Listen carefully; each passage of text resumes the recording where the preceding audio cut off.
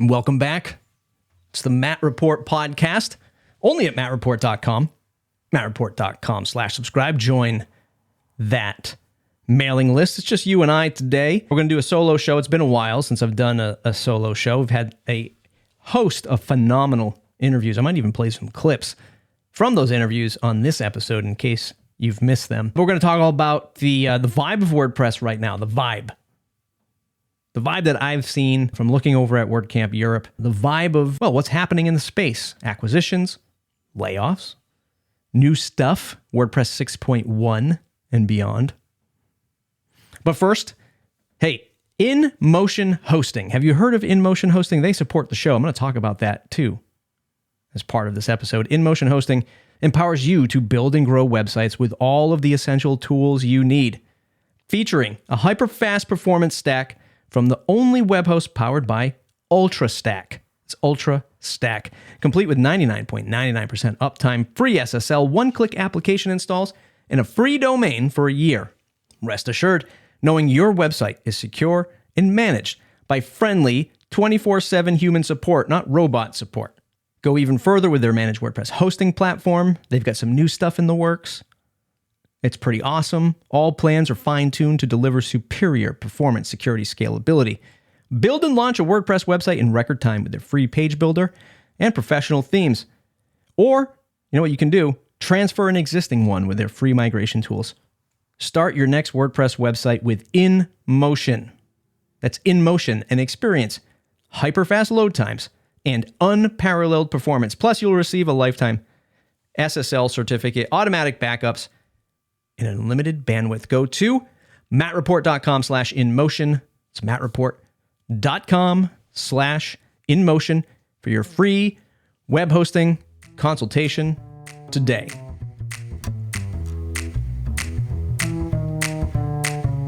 All right, so look, if you're in for a good rant from yours truly, this is the episode for you today. I mean, it's not all rants, okay? I promise. But I watched WordCamp EU from a distance. The WP Minute community lead, Raquel Landefeld, who I work with at the WP Minute, was in attendance, rocking our brand and connecting with the community. More on that later. The place was vibing. It's been a while since FOMO set in from not attending a WordCamp. But this time for me, anyway, it was like peaking at 110%. I really wanted to be in Porto to see all my WordPress friends and hit the hallway track. I'm Portuguese, after all, and visiting the mainland Portugal would have been a blast. Been to the islands, never to the mainland. But even before the dust settled and that last WordCamp Europe hoodie were packed up from the shelves, the world felt kind of different. Did it feel different for you?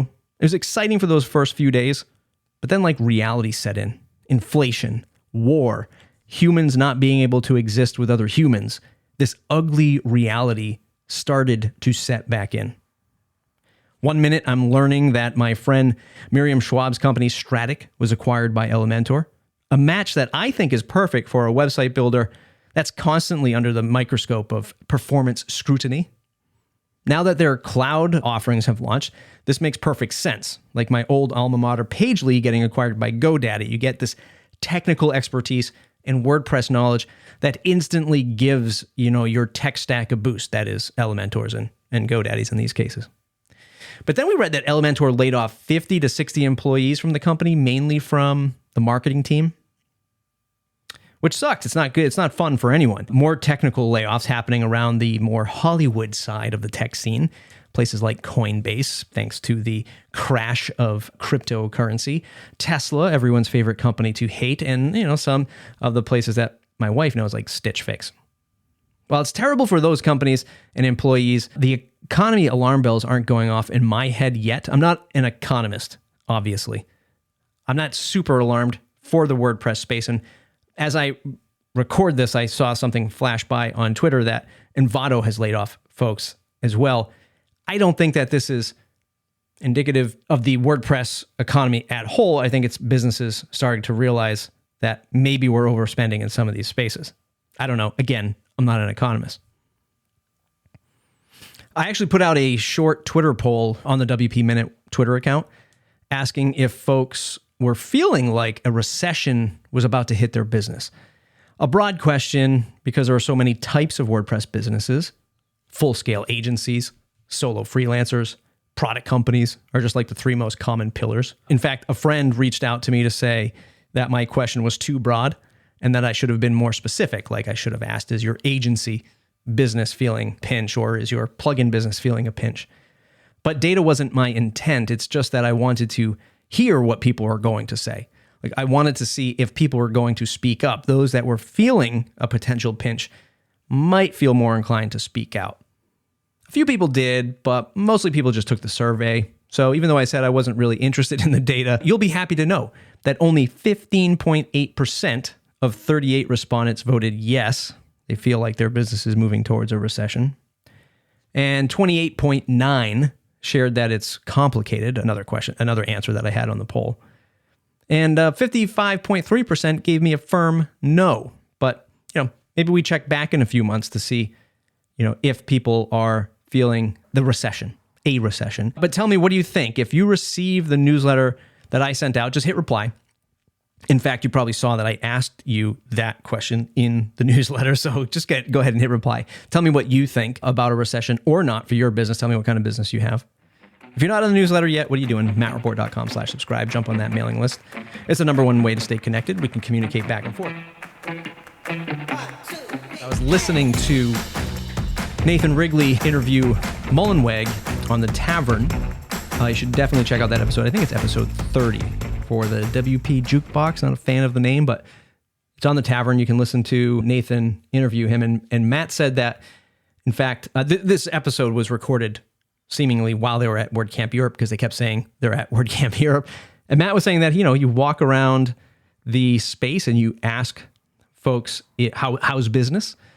And according to him, people say business is great. If you recall, a really big criticism of Gutenberg early on was that it was going to destroy agencies and web builders. People would just be able to build their sites themselves. They would lose all their business, everything like that.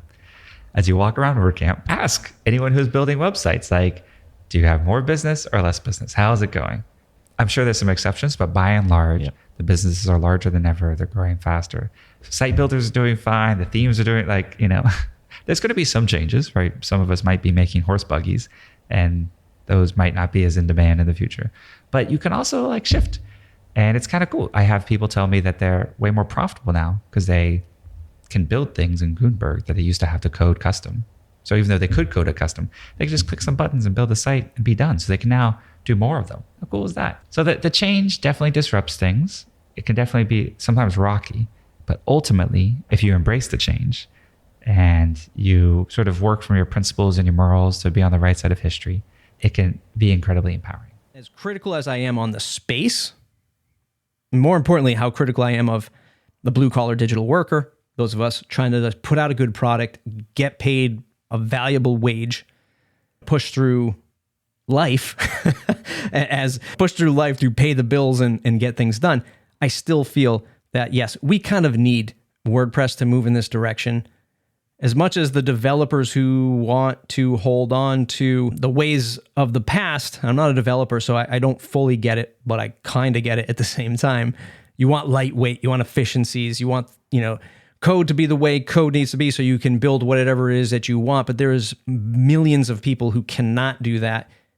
And if we can have a platform that balances the two, like it's hyper performant, it's fast and efficient for your average user to build a website, but then it's also halfway decent for you to start a custom development project or build more with WordPress, whatever that more is. I mean, that's going to really, speaking of economies, to me, that's what powers or can be a powerful driver for economies, local economies, global economies, et cetera. Because it's a tool that's going to empower a workforce. Whether the workforce is you opening up Sublime Text, is that a thing that you developers use? Open up Sublime Text and start coding, right? I put 5 spaces or I hit tab to indent my code. Or it's the person who uses Elementor, Beaver Builder, Gutenberg to build a website and sell that to somebody locally for $2,500. That's the most important thing for me for WordPress. It's not, me personally, it's not the fancy bells and whistles and all of that stuff. It is the foundation that gets us there, that empowers users. So I don't care about gradients and pricing grids and JavaScript versus PHP. I do, but I don't at the same time. Like, as long as this is a tool that can empower somebody to get something done, whether they like it or not, the way that the underpinnings are put together, it's powerful. It enables. You can take somebody from a bad situation into a better situation.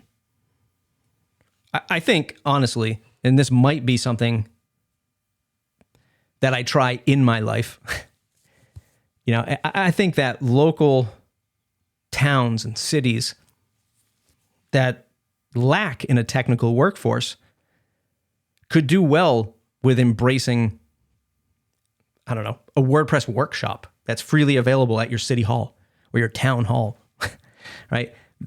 Understanding the fundamentals. And I know people can argue this because we're looking at JavaScript, it's not HTML and CSS anymore, but you could argue that the building blocks, no pun intended, of technology can't be put together with WordPress to be that on-ramp to something else in a technical career, right? Like, if you knew how to build a computer and you knew how to build a WordPress website, you could be a server administrator for a GoDaddy or an Amazon or something, or whatever, automatic. Like, you understand the fundamentals of technology from like a hardware and a software perspective. There might be some kind of like nonprofit organization I try to do in the future. I don't know. Are you doing it? Let me know. Reach out to me. Tell me if that's what you're doing. I want to move on to another topic. This is the part where it feels more ranty. It's a topic that I've been deeply rooted in for the last almost year since launching the WP Minute. It's this idea of WordPress news and running a WordPress news site. Now, I've done a couple interviews about this topic on Post Status, on the WP Minute, where Kim Coleman, the co-founder of Paid Memberships Pro, she interviewed me about this stuff. This rant is gonna feel a little bit more personal. Speaking of WordCamp Europe, I want to talk about an experience I had with WordCamp Europe, but I want to set the stage first that this is not me being super critical about their process or anyone on the team. I understand the formalities that they made me go through, but I'm a very competitive person in nature, so I can't let these things like slip by or go by me without commenting. It's why I started a podcast, I guess. But before their show kicked off, before WordCamp Europe kicked off, they sent out an announcement to join as a member of the press. I guess is how they stage it. Well, they had two roles. It was media partner or media supporter, and they sent out this form. I'm just going to read from the website right now. So they had this thing, call for media partners and supporters. Since WordCamp Europe 2017, some great publications have joined forces. WordCamp Europe's organization team to spread the word about the event. So they list off all these brands and names and all this stuff. There were some minimum requirements that came with being either a partner or a supporter. And obviously, if you were a partner, you're going to get more stuff. They offered exclusive access to these different rooms, I guess, a private media zone for working and conducting live interviews in the event. I really wish I had seen that to see like how many people actually used it. 2 free media passes, maximum support, achieving your objectives during the event, including scheduling, facilitating interviews with speakers, blah, blah, blah, blah. But if you were a supporter, you got 1 pass, no digital zone, whatever it was called, access, 1 free pass, direct contact with the team, access to speakers and sponsors, whatever that means, because I think you're just walking up to people anyway. Valuable insights into the WordPress community, et cetera, et cetera. I didn't get any valuable insights into the community, but here's the issue for me. After I applied, I informed them that I wasn't going to attend in person, so they suggested that I become a supporter and not a partner. So I guess whatever, that's fine. It's whatever to me. I'm happy to help any way I can. But this is where like the competitive nature in me comes out.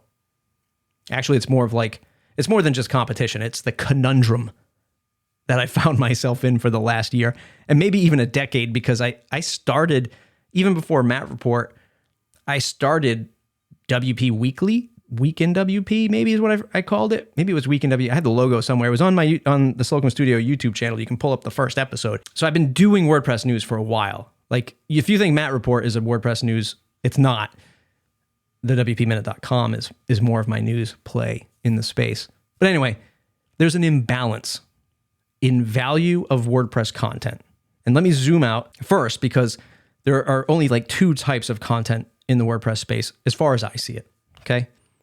There's tutorial content, how to write Perl script for WP CLI, all the way up to how to build a restaurant website and menu page using Gutenberg. How-to and technical related docs rule the roost. So I get it. Like, I have a lot of friends in this space. There's not many of us. There's like 25 of us. There's not many of us that, or at least in the US, that do these kinds of things. Tutorial sites, tutorial videos, tons of traffic. My Plugin Tut site, or Plugin Tut YouTube channel, which I've given up on since I joined Castos, whatever, got up to 15,000 subscribers. People want tutorials. They want to learn how to do something with WordPress because WordPress is just a tool to them. Number two, there's news content. That's the stuff that I cover at the WPminute.com, my colleagues at WP Tavern, Post Assist, etc. It's the inside baseball of WordPress, how the sausage is made, the 1% of the 1%. I reckon that there's only about 6,000 to 8,000 of us in the entire world who care about this topic. And you'd have to climb the tallest mountains in wherever the tallest mountains are located, to find every one of us to account for that 8,000 people who actually care about this topic. You listening, you care. And that's cool.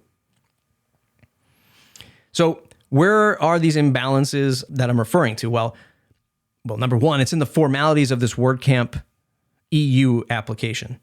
It's in the expectations of WordPressers who want a more critical look into the space. It's the lack of traffic for this kind of content. And it's for the lack of funding or sponsorship available for creators like me. Now, cover your ears, kids, or if you're a parent and you have kids in the room, I want to say a dirty word, literally. It's a shit meatball, WordPress news business is. Okay?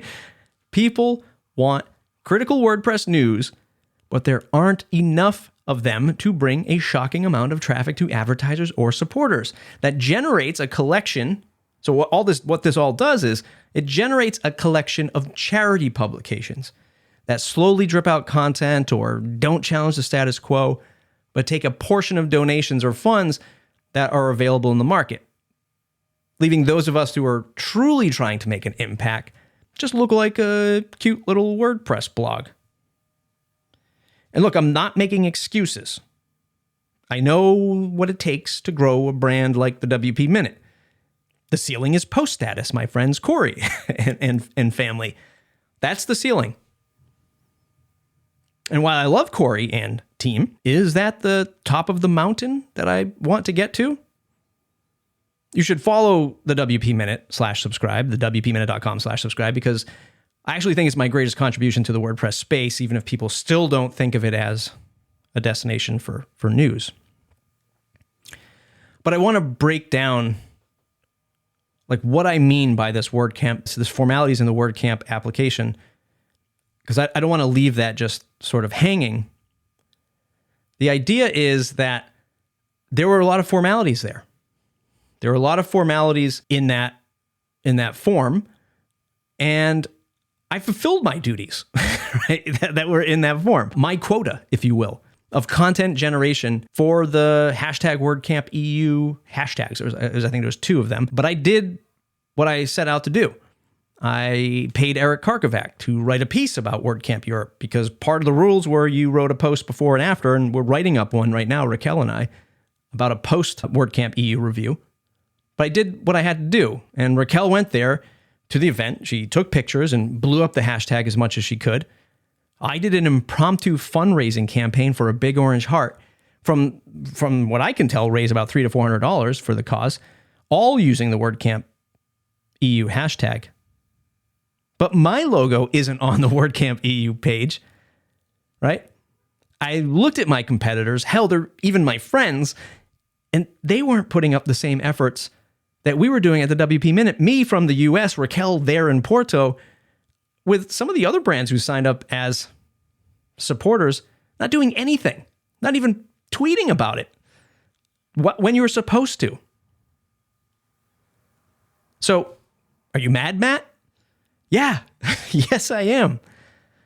I want to elevate the respect for what people like Sarah Gooding, Eric Karkovac, and others do by critically covering the WordPress space. And this is where that imbalance is, because sure, there's formalities, like if WordCamp Europe was now don't get mad at me, a true tech conference, you'd have true tech conference money and true tech conference coverage.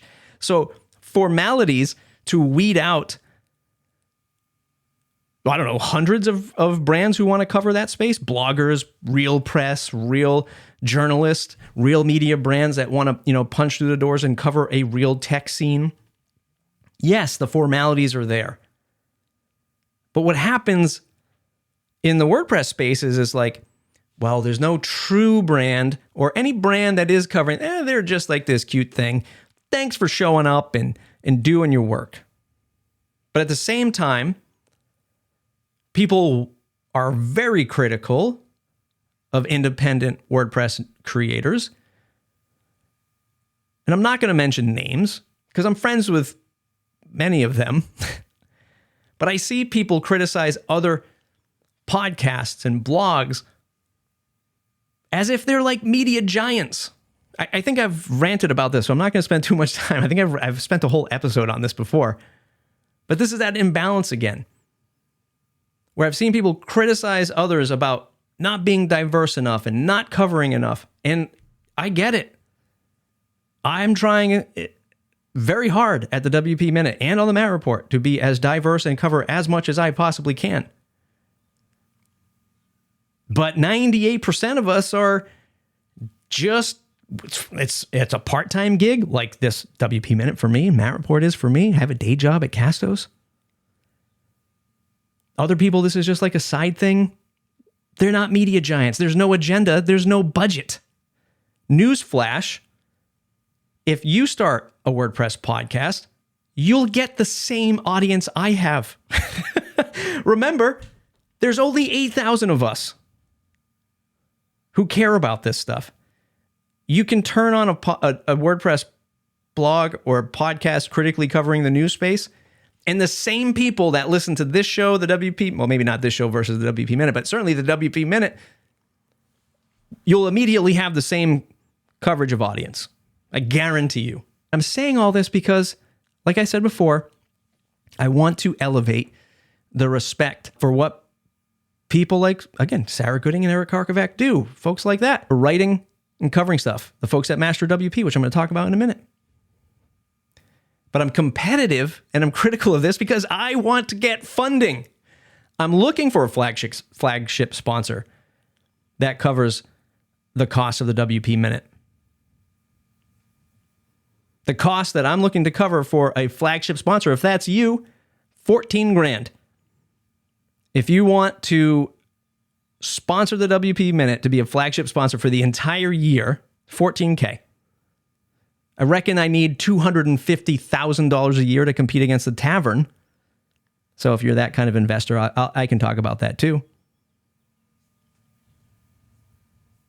But that's I'm actively looking for that. And when I have to go through the formalities of applying as a media partner, but you can't be a partner, you can only be a supporter, do all these things, I do all the things,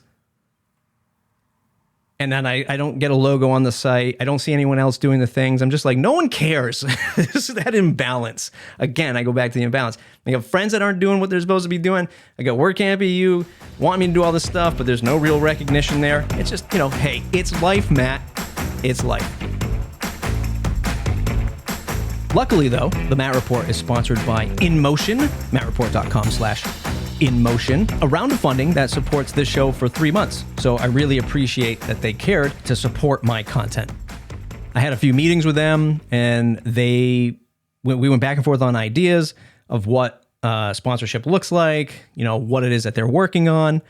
Not only were they interested, they asked, hey, who else can I sponsor? I happily told them about other content creators in the space. It wasn't just for me. And sure, it's like marketing spend for InMotion, but InMotion has some new managed WordPress hosting products coming out soon.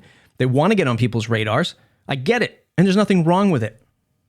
If they didn't care about my audience or listen to me fully understand my brand, well, I wouldn't have accepted it. And you know what? You should visit mattreport.com/InMotion to see what they're working on. They cared enough to support me, and I care enough to say, hey, they're investing in me and the community, even if it's just an ad.